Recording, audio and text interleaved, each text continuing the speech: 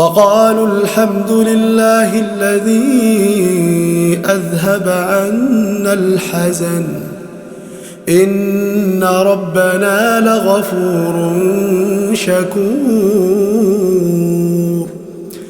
الذي أحلنا دار المقامة من فضله لا يمسنا فيها نصب ولا يمسنا فيها لغوب.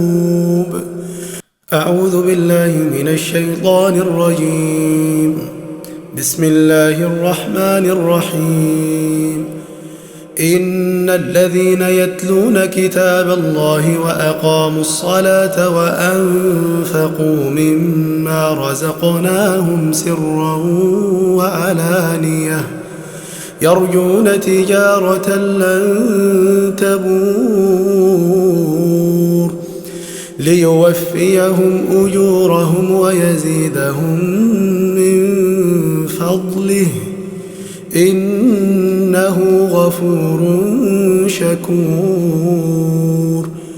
والذي أوحينا إليك من الكتاب هو الحق مصدقا لما بين يديه إن الله بعباده لخبير بصير.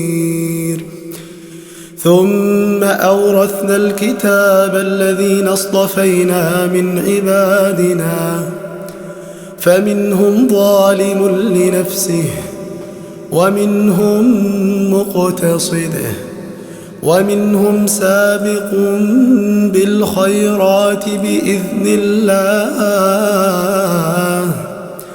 ذلك هو الفضل الكبير. جنات عدن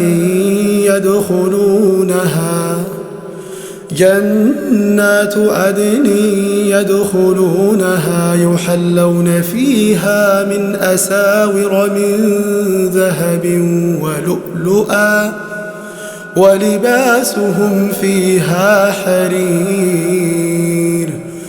وقالوا الحمد لله الذي أذهب عنا الحزن إن ربنا لغفور شكور الذي أحلنا دار المقامة من فضله لا يمسنا فيها نصب ولا يمسنا فيها لغوب. والذين كفروا لهم نار جهنم لا يقضى عليهم فيموتوا ولا يخفف عنهم من عذابها كذلك نجزي كل كفور.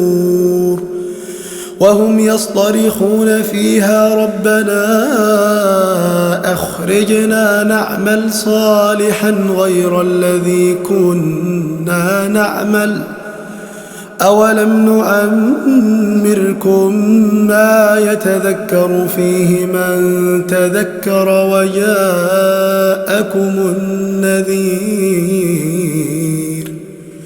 فذوقوا فما للظالمين من نصير. إن الله عالم غيب السماوات والأرض إنه عليم بذات الصدور.